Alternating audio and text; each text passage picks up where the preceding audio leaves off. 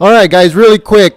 General Defense Secretary James Mattis now is going to deliver some remarks real quick, and then once the press briefing starts, we'll go straight back.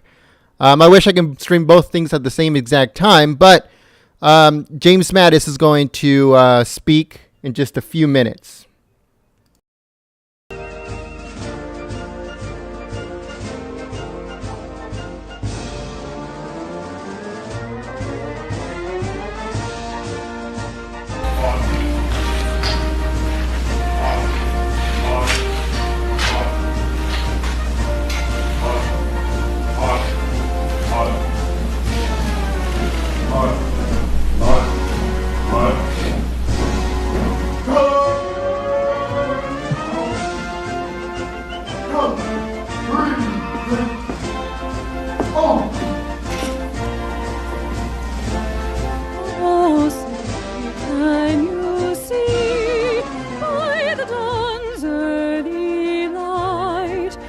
So proudly we hailed at the twilight's last gleaming, whose broad stripes and bright stars through the perilous fight o'er the ramparts we watched were so gallantly streaming, and the Supreme Court.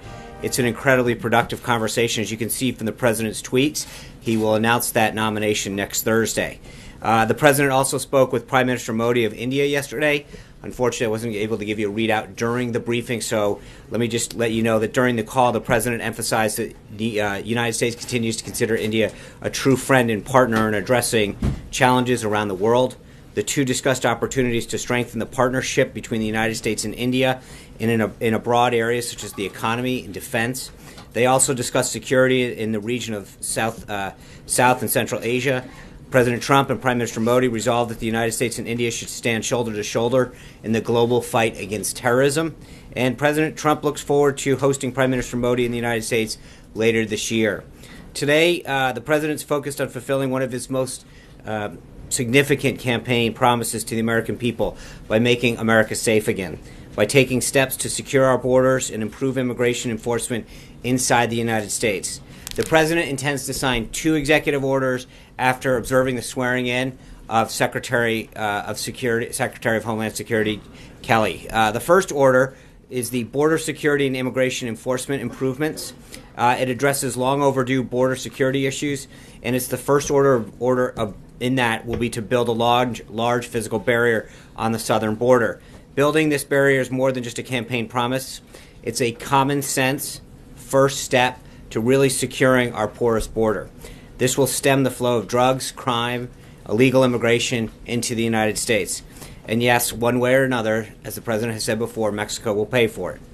The executive order also provides the dedicated men and women of the Department of Homeland Security with the tools and the resources they need to stop illegal immigration from entering the United States.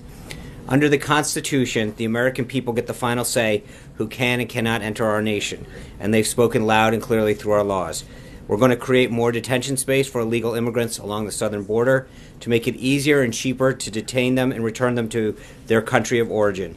We're going to end the last administration's dangerous catch and release policy, which has led to the deaths of many Americans. We're going to once again prioritize the prosecution and deportation of illegal immigrants who've also otherwise violated our laws.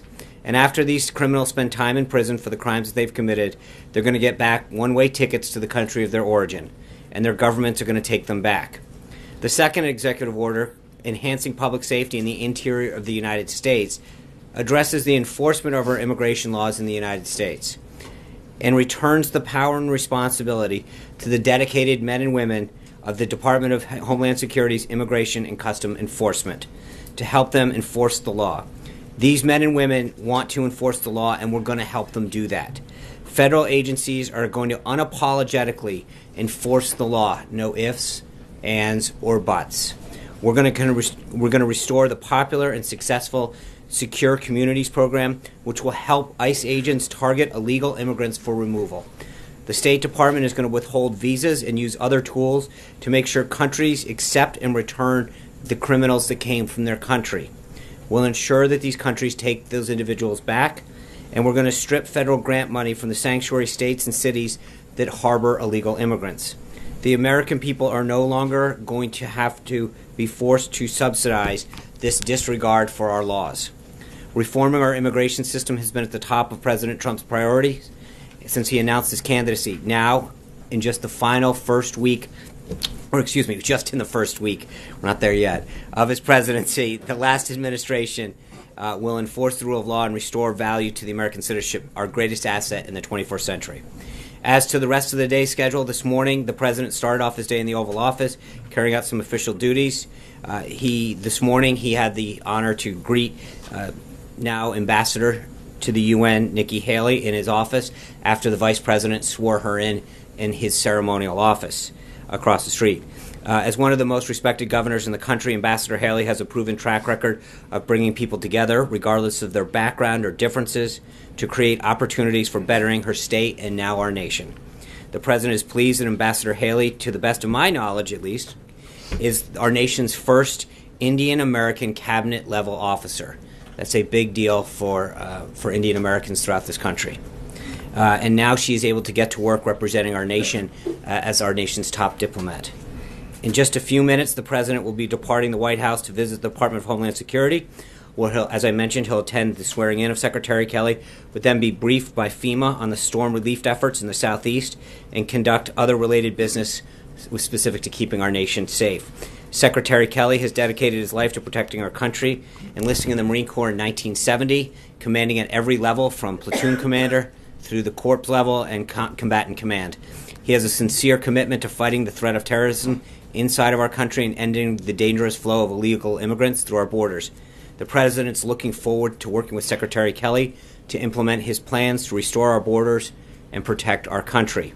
For everyone keeping score at home, this brings us up to 4 total confirmations of our cabinet or cabinet level appointees. And as a reminder, the Obama administration had 12 done at the end of their first week. So needless to say, we think Senate Democrats should continue to spend some quality time getting our nominations moved out of the Senate. This afternoon, the President will have his final public event anyway, by speaking on the phone with Mississippi Governor Bryant. They're going to discuss storm relief and recovery efforts underway in Mississippi and any help that the governor needs from the federal government. Today, the President also announced the appointment of an incredibly qualified team to serve under the guidance of White House counsel Don McGahn to address compliance and ethics matters. This team consists of Stefan Pasatino, Deputy Assistant to the President and Deputy General Counsel to the President, Udom Dillon, Scott Gast, and James Schultz as Special Assistants to the President and Associate Counsel. Together, these esteemed lawyers have decades of experience in political counsel, serving senators, members of Congress, congressional committees, governors, and federal agencies. The appointment of a team of this caliber at such a high level reflects the critical importance of ethics compliance to President Trump and his administration. Stefan has received the highest praise from party leaders of both sides from whom he has worked with. As former Gingrich said, no one understands the ethics process better than Stefan. And as you saw from his tweet this morning, the President is looking into various options to address voter fraud. On Thursday, he'll travel to Philadelphia for a retreat with congressional Republicans, where in addition to discussing his legislative agenda, he'll also provide an update on the actions that he's going to be taking in the next few days. And finally, before you ask, because I know it's an issue that's near and dear to me, I was asked yesterday about the status of the invitation of Prime Minister Kenny from Ireland to visit the United States on St. Patrick's Day, and I'm pleased to announce that the President has extended that invitation. It happened actually during the transition period, and we look forward to the Prime Minister attending. With that, I'd love to take some questions. Dave Boyer, Washington Times. Thank you, Sean. Can you shed any light on this draft memo that's going around about interrogation practices and return? Yes, I can lend a lot. What agency did it originate in? I don't know. It is not a White House document. And I would just urge those people who have reported on it, this is now, I think, the second day that we've had a document that was not a White House document get reported on as a factual document. It is not a White House document. I have no idea where it came from, but it is not a White House document. Did the President direct that it be drafted in the first place? No. I mean, as I said, it is not a White House document. So I'm not sure where it came from or how it originated, but it is not a White House document. I don't know how much clearer I can say with that. Lori Montenegro from Telemundo. Thank you, Sean. With regards to the executive order the president will be signing today, with regards to the wall, it's already been estimated that it will cost billions of dollars. Has the administration figured out how Mexico will pay for this, and do you have any guarantee from Republicans in Congress that they will provide all of the funding necessary to see this project come to completion? Also, about 2 days ago, you were asked about DACA. Yeah. And some of the dreamers, as they are known, have lots of questions regarding what is their future. Right. I mean, do they continue to apply? Those that applied for renewal, will their applications be processed? And with regards to stripping funding from the sanctuary cities, what fundings are we talking about with regards to that? Thanks, Lori. I think with respect to the last part of that first, what the executive order does is it directs the secretary to look at ways that look at funding streams that are going to these cities of federal monies and figure out how we can defund those streams. So part of this is a directive to the secretary to look at those funding streams and then figure out how they can be cut off. So that's what the actual order directs them to do. The first part with respect to DACA, I've talked about this a couple days. The order today doesn't specifically deal with that. We will have further updates on the rest of the president immigration agenda further in the week. But as I've mentioned before, I think the president will talk about it in an interview tonight, but his priority is first and foremost people who are in this country that seek to do us harm. And he understands, I mean, the president understands the magnitude of this problem. He's a family man. He understands. He has a huge heart, and he understands the significance of this problem. But he's going to work through it with his team in a very humane way to make sure that he understands, that he respects the situation that many of these children are in that were brought here. But his priority with respect to immigration is first and foremost making sure that people who are in this country that are seeking to do us harm or have committed a crime are at the forefront of that. Francesca Chambers. With regards to the border and the wall, and how has the administration figured out how Mexico will pay for it? And I think the president's working with Congress and other folks to figure out opportunities for that to happen. There are a lot of funding mechanisms that can be used. At this point, his goal was to get the project started as quickly as possible using existing funds and resources that the department currently has, and then to move forward and work with Congress on an appropriation schedule. But, again, we're here at day 3. It's an issue that he has brought up several times with Congress in terms of making sure that we understand, that they understand the need to make sure that that's included in the appropriations process. Francesca. Thank you, Sean.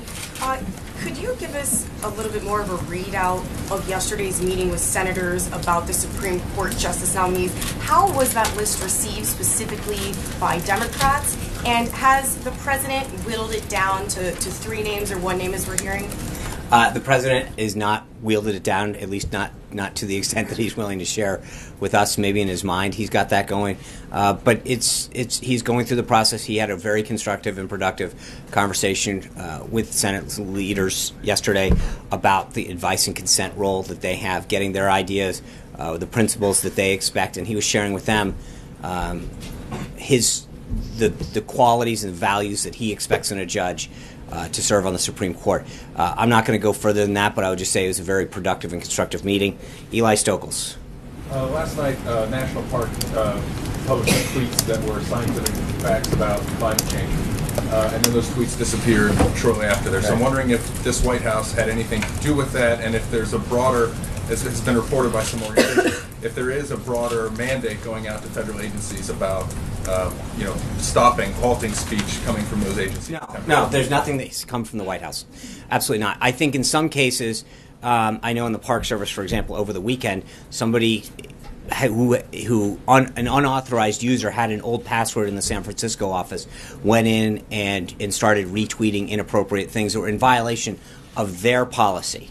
And they've directed. I mean, so that again, remember, I know this happened in the EPA is another example of I think some social media contact. The EPA actually violated the Anti-Deficiency Act and the anti-lobbying bans. I think it was a year ago during the Obama administration, and inappropriately marketing some policies of President Obama. And I think there's a couple of these agencies that have had problems adhering to their own policies.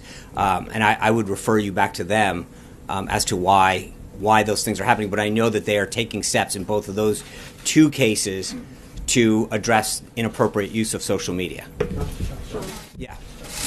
Thanks, Sean. Has the president reached out to Mayor Emanuel or any Chicago law enforcement authorities to discuss the concerns that he expressed in his tweet last night?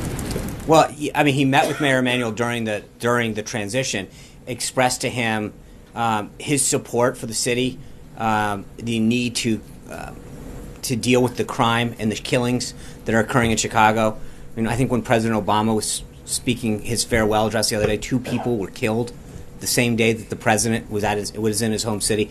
And I think the president-elect at the time extended his support to Mayor Emanuel to say that the resources of the federal government are here for you. To the best of my knowledge, that return call for help has not occurred. Yeah, John. John Roberts. Lynn, I will get to you, but but that was very, very enthusiastic, and I appreciate it. You're getting an award today, John. Speak up, Lynn. For the record, I very much appreciate and respect Lynn. You mentioned this morning, and the president's brought this up in the news again, that he wants to launch an investigation into voting irregularities in the 2016 election. Yet, not just to be clear, not just in 2016. I think in terms of registration, where you've got folks on rolls that have been deceased or moved or registered in 2 counties. This isn't just about the 26 election. This is about the integrity of our voting system. And there are studies that back up what he tweeted out this morning to suggest that people are registered in multiple states and that people who were dead are still on the rolls. But attorneys who were representing the president-elect during the recounts in several states emphatically stated, quote, all available evidence suggests the 2016 election was not tainted by fraud or mistake. So how do you square those two things? Well, I think there's a lot of states that we didn't compete in where that's not necessarily the case. You look at California and New York, I'm not sure that those statements we didn't look at those 2 states in particular. I mean, as the president has noted before, he campaigned to win the Electoral College, not the popular vote. He campaigned in places like Iowa. He campaigned extensively to win Maine 2. And I think if you were campaigning to win the popular vote, you don't spend it, with all due respect to my brethren in New England, you don't spend a ton of time in Maine 2 to get that one electoral vote. You would have campaigned more in California, which he didn't. You would have campaigned more in New York, which he didn't. There are big states, very populous states in urban areas where you would have spent more time campaigning, but he played the game according to the rules of the game, which is an electoral strategy. That being said, I think when you look at where a lot of these issues could have occurred in bigger states, that's where I think we're going to look. But I think there'll be more on that as the week goes on, and we'll be able to examine that further. And before I cede the floor to Liv, I'm sorry. You're right. may I ask one question? She's earned it. About the EPA and other departments that have been told to cease and desist in terms of social media. No. Just to be clear, they have not. I'm not saying that. Or suspend. No. Hold on. No, zero. We have not. No. Okay, but I think I need to make sure that we're clear on this, John. They haven't been directed by us to do anything. I think from what I understand, is that they've been told within their agencies to adhere to their own policies. But that directive did not come from here. But the question is, does the president believe that these agencies and some of the federal workforce has become politicized? I honestly don't know that we've spent a ton of time thinking of that. That we've been fairly busy on other things. It's a good question. I've not asked him that question. I think our focus has pretty much been getting the job done, as you've seen through the meetings that he's had, the work that he's had with members of Congress, union workers, the auto heads, the other business leaders. I mean, his focus has been much more focused on getting the job done than various tweets that are getting tweeted and unleaded. Hold on, sorry, Lynn Sweet. Not that I want to encourage everyone else to, yeah. This is so important to Chicago. I'm sure. So much. And President Trump has talked a lot about Chicago. So my question is, he said if Chicago doesn't fix the horrible carnage, I will send in the feds. Could you perhaps share with me a little bit about what is the nature of the federal help that the president has in mind, whether agents, law enforcement agents, or National Guard, and what factors will determine if he acts, runs? People told us that after the meeting in Trump Tower on December 7th, he indeed did tell him things that would help Chicago that he could use, such as summer jobs, more prosecutions and gun laws?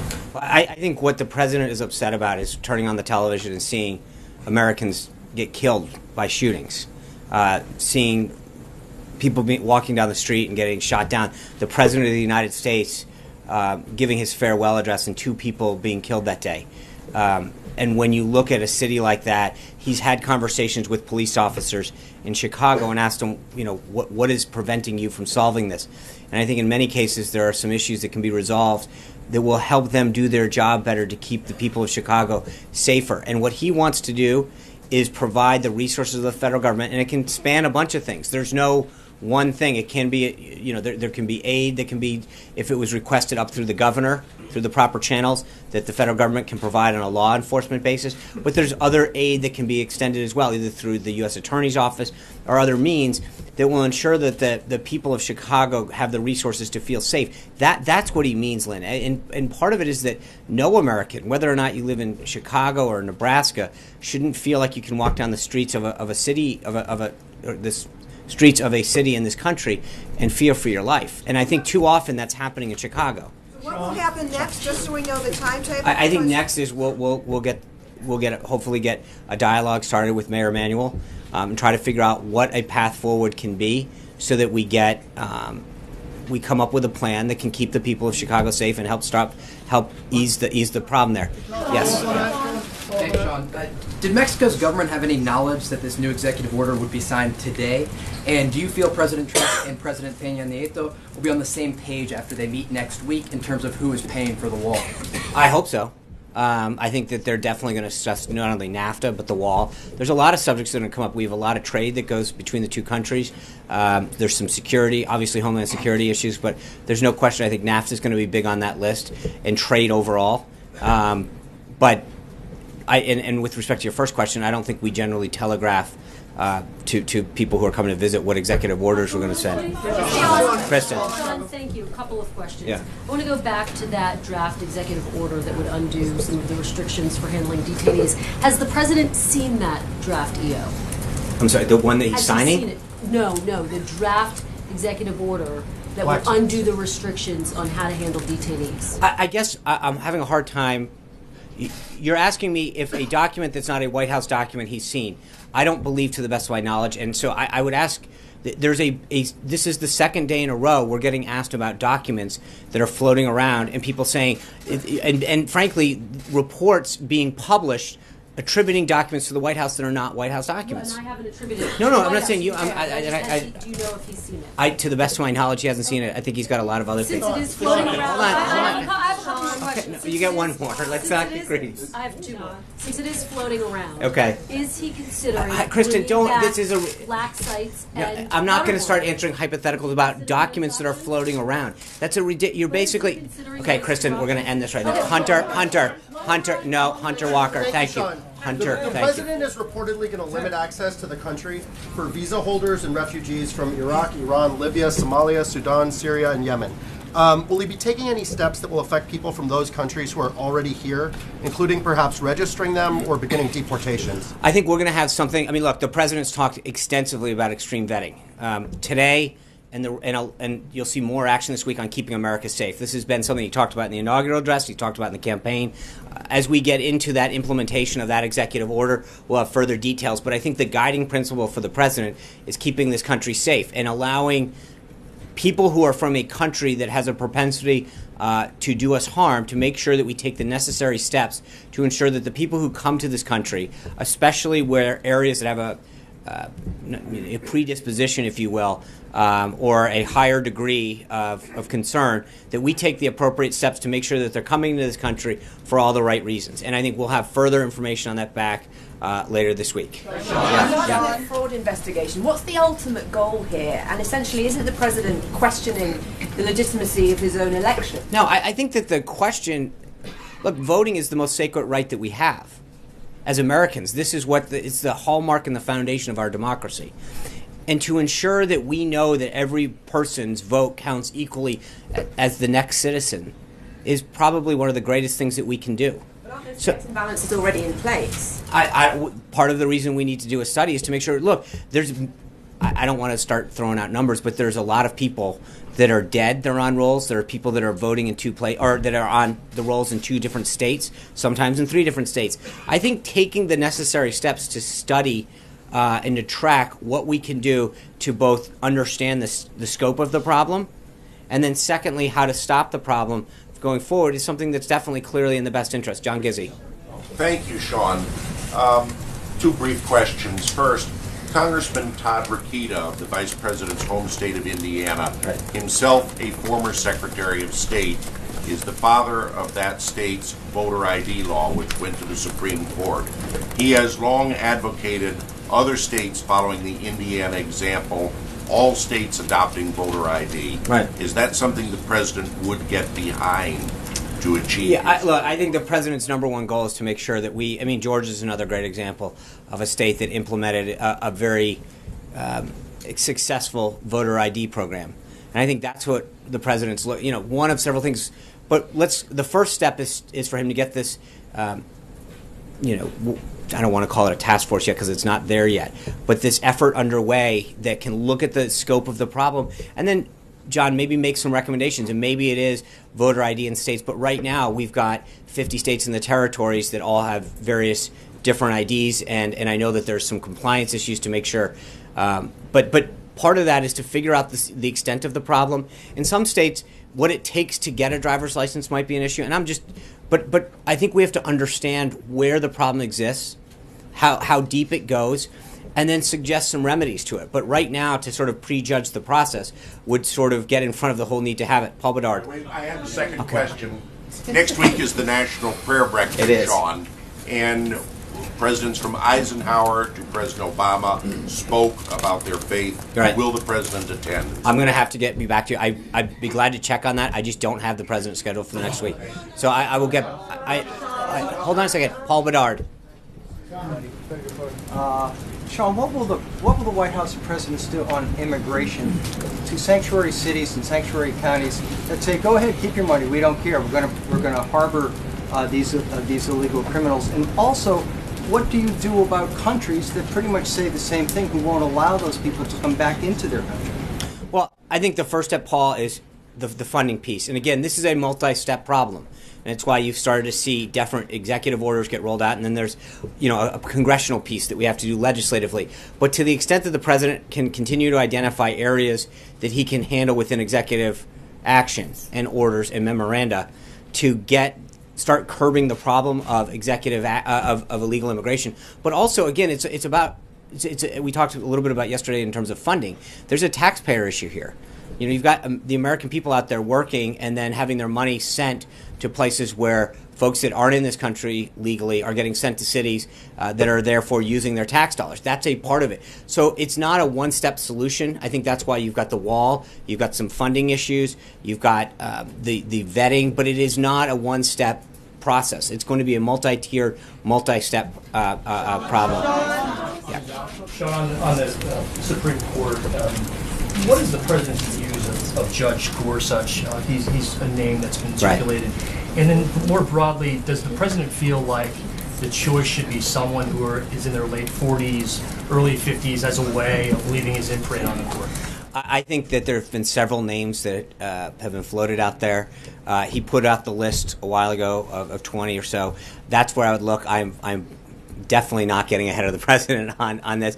But I would suggest to you that the people that are on that list that he put out during the campaign represent the kind of people that he's not just going to represent, or he's not going to nominate for the Supreme Court, but we have well over 100, I think it's 103 vacancies at the federal level and at the appellate level. And I think that's going to continue to guide him. Margaret. Sean, one point of personal privilege. Could we get the text of the executive orders when the president makes the announcement? Yes. That would help. In fact, I will tell you this, with Margaret, I was just told the president is about to speak. I will get you the executive orders ASAP. Thank you guys very much. Real quick, hold on, real quick, okay, hold on. Can I just for guidance purposes, we will be gaggling tomorrow on Air Force One. Thank you very much. We look forward to seeing you in Philadelphia. Bye, guys.